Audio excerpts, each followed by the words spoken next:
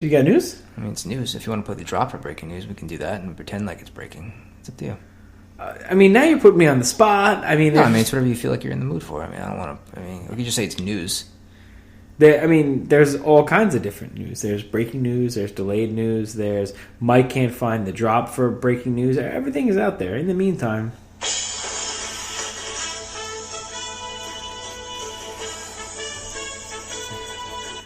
I feel like you're doubting my news right now. No, go ahead. I'm excited. Yeah. No, I was just going to talk a little bit about the Hardy Boys. I think they've, or the Broken Hardys, I guess, as they are called today.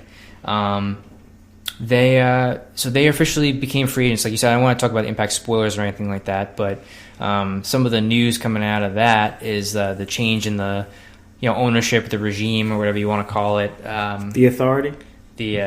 What did Cyrus used to call it? The network. Yeah, let's just call it the network. So Jeff Jarrett and some crew are taking over, and one of the things that happened is some of the people that were under contract previously are no longer under contract in TNA. Drew Galloway is one. He's kind of parted ways with the company.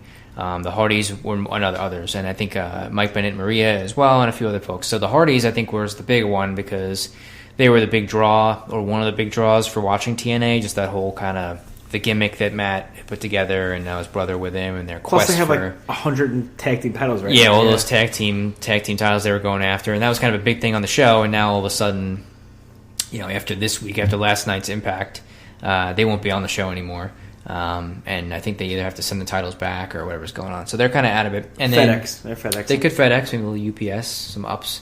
But the question is, are they going to sign with WWE or not? And if so, when would they appear? The only thing that they have, the big time stuff they have right now going is just they're going to fight the Young Bucks at Supercard of Honor the weekend of WrestleMania, which is the day or two before WrestleMania happens. So outside of that, I'm not sure that they've signed or have any sort of other commitments that are major. So I think the speculation is, are they going to show up in WWE somewhere, either at WrestleMania or right after? And everybody keeps talking about them signing. I'm like, they still have a huge tag team match with the Young Bucks. So let's deal with that first, and then let's get to... are you excited at the thought of the Hardys coming back to the WWE?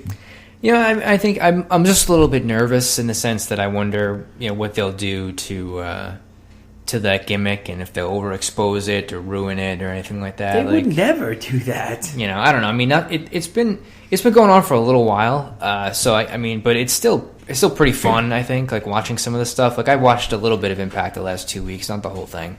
And those segments with them, like basically traveling through space and appearing wherever these promotions are and having these interactions with people backstage and doing all that stuff. I think it's actually pretty entertaining. So shout out to Larry Legend, by the way. Yeah, I noticed that last you saw night. It too. Yeah. I didn't get to watch Impact yet, but what I kind of like about it, and you kind of touch on a little bit, is they don't have the millions and billions of dollars to go into it, so it's kind of like corny and kind of campy, which I think makes it better. Yeah, if they had the WWE machine behind them and they turned it into an episode of the Marine 9, it wouldn't be it wouldn't be as fun to me. But I think I don't know. Michael Bennett, he's a big loss because they put a lot of money into him. Drew Galloway, he's a big loss, but at the same time, I don't want to go too much into the spoilers, but a lot of the things that were said last night, if those promos were shoots. I guess we could say by the one guy, Dutch Mantel, a.k.a. Zeb Coulter. Yeah. If his promo was a shoot, that he works for the people, and their goal is to satisfy the wrestling audience, because did you read the report of his promo? Yes. He cut a very shooty promo saying, when Kevin Nash left, when Samoa Joe left, when those guys left, the fans left, and it's his job to get the fans back. Who knows? You can't fault them for trying to do something different. You got rid of the name TNA, which was the best thing they could do. Get rid of that. Impact, you got an owl or a phoenix or I don't know, is it a fallopian tube? I can't tell what's in the logo. Yeah, it's kind of what it looks like. So, I hope the future's bright because there is still a lot of talent in Impact, and you got some. I don't. Well, we can talk about it next week, but. You can't fault them for trying something different and getting rid of the Hardys. Not getting rid of the Hardys, but not coming to terms with the Hardys. The Hardys are on the downswing of their career. They're both over 40. I think losses of Bennett and Galloway, could be even worse over a period of time to them, because I feel like those are guys who we're really going to build the promotion around. Now you have Bobby Lashley, who's no spring chicken. You have Moose. You have, the rest of the guys who are looking like your future. Eddie Edwards and the surprises, But I don't know. We'll see. It'll be interesting to see where those guys go. Like, is Mike Bennett going to come back to Ring of Honor? Is Galloway going to go to WWE? Probably not. I would assume Galloway is going to stay and work for What Culture Pro Wrestling in the UK, work for Evolve and stuff like that. But there's a lot of questions, and I hope the wrestling comes back to prominence and Impact. Yeah. So we'll see. So you want to do the? I think it's time for the 3 count. Who was that? That was Evan Courageous, Shane Helms, and I don't know. Do you? Shannon Moore, right? Shannon. Is that right? This guy's unbelievable every time. But yes, Joe, I would like to do the 3 count one more time. We're back with a new episode of the 5 count. And this week, the Stallion and myself talk about our 5 most overrated wrestlers. There is no way this is not going to stir up some feathers between the two of us. And I already put a disclaimer on it. He was not allowed to use Kenny Omega or Dean Ambrose for the amount that we've talked about them on previous shows, because it obviously goes without saying they're on your list. Yeah. So it's not that they're not on your list. They're just not. It's a 7 count for me, I guess. It's a 7 count for you, even though one of those is wrong. That's fine. I don't know which one you're referring to, but anyway, let's go.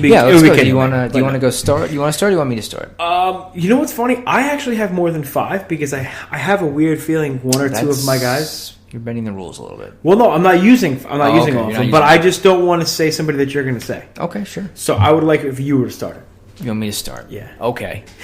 You're going to come out the gate hot and be like, no. Kyle O'Reilly, Bobby Fish. No, Roddy. I'm just kidding. I tried to spread it out amongst different promotions. So I tried to, and before you get to yours, I'm going to say this. I tried to, but then I realized, like, overrated. Not a lot of people outside of the WWE are rated that high anymore. So, well, I tried to think of it like in the sense of like guys that people think are good, or they have the perception that they're really good, and I feel like they're not really all that good, or as good as that they are advertised to be, or that some people believe that they are. Type of thing. So, like the first guy I came up with is not the first guy I came up with, but the guy that I put on the list first here is so Colt Cabana I have on the list, because I feel like he's we talked about him like so much this week too. Yeah, and I just don't really see it. Like, I mean, I was not watching Ring of Honor back when him and CM Punk were there and they were doing whatever back then, so maybe he was a better wrestler back then, but in the matches I've seen him in the last year on Ring of Honor TV, very flat. Nothing really good. I don't think his moveset's all that great. It doesn't seem like there's a lot of interest in his match. I mean, he had like a little quick thing with Jay Lethal, right? And then he went to a tag team with Dalton Castle, and that team split up, and that's where he's at now. It just seems like it's just like a kind of a joke. And I didn't even really know what he was doing wrestling-wise before he came back to Ring of Honor. Yeah, I don't even know if he was an actor.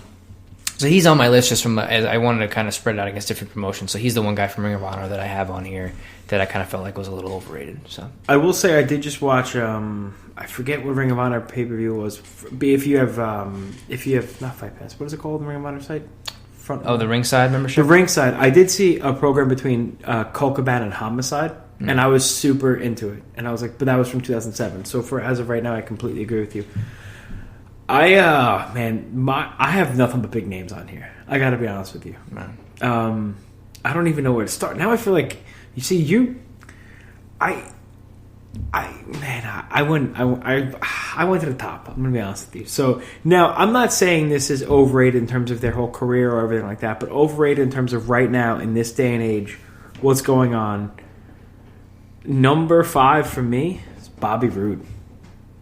Bobby Roode came to NXT with a lot of buzz coming from Impact. He was the champion over there, and he was part of Beer Money, and he was doing a lot of really great things in Impact. And since he's come to NXT, I don't know. I don't think he's been all that glorious, Joe. I really don't. I think he's had mediocre matches at best.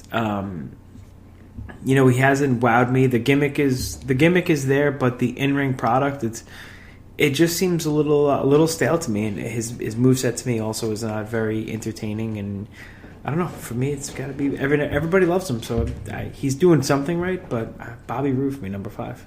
Okay, you're gonna go 4 now, right? And then I think you should go 4 because you want me to go 4? Yeah, I think I would like you. My 4 is not a very big name, but he was a guy that's a former world champion in WWE, and he's been around for a while. And he just recently Jack Swagger. Yeah, Jack Swagger. It is Jack Swagger. Just recently asked for his release. So really, yeah, I just feel like he's just been a very bland and like dead character for quite a long time. Like I really can't remember the last time that he was involved in something that I thought and he was actually performing at a high level. When he was in the tag team with Cesaro, that was probably I mean, like the gimmick was over, but I don't really know if he was all that great. And then he was in a tag team with Dolph Ziggler before that, and he was like U.S. champion for a little while. And it just really, I just don't really have anything back to like when he first started. He was on the WWE version of ECW, and he was like a young guy.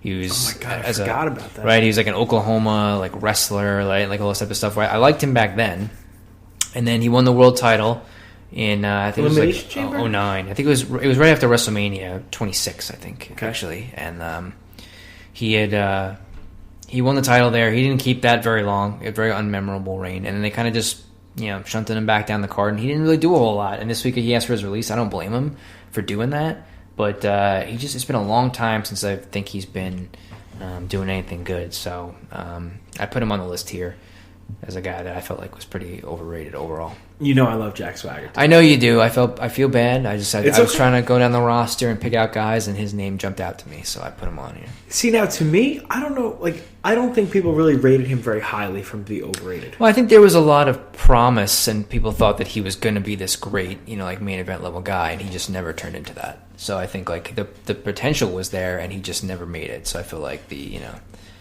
I don't know if but I'm sure there's like a zillion football players I could compare. I was just trying to think of one too. Yeah, but, Drew Henson. Sure, there you go. Yeah, that's wow. No, 3 people got that. Maybe Mike 4? Pagliarulo. No, I don't know. I mean, so I don't know. Do you want me? You going 4 now? You're going 4 now. Yeah, but mine are all big names. We think. All right, so number 4 for me is the New Day. As a tag team, they're okay. I would say average to me. Nobody in the New Day sticks out as a specialist in anything. Kofi is cool for the stuff he does at Royal Rumble, and Big E is like the muscle guy. But to me, they're not a very, very good tag team. They're the most over tag team probably in the WWE, which is, I guess, is saying something. But to me, their matches, it doesn't feel like the pacing is very good. It doesn't seem like they have for as much time as they spent together, it doesn't seem like they have a lot of chemistry together. And I feel like the only reason they're together right now is, the reports have said, is because they have nothing for those guys to do individually, to the point where they're now hosting WrestleMania. They're going from the longest reigning tag team champions, which sucks, to hosting WrestleMania. So I don't know. I just, for me, it's got to be the New Day. Okay. Do you disagree? You agree?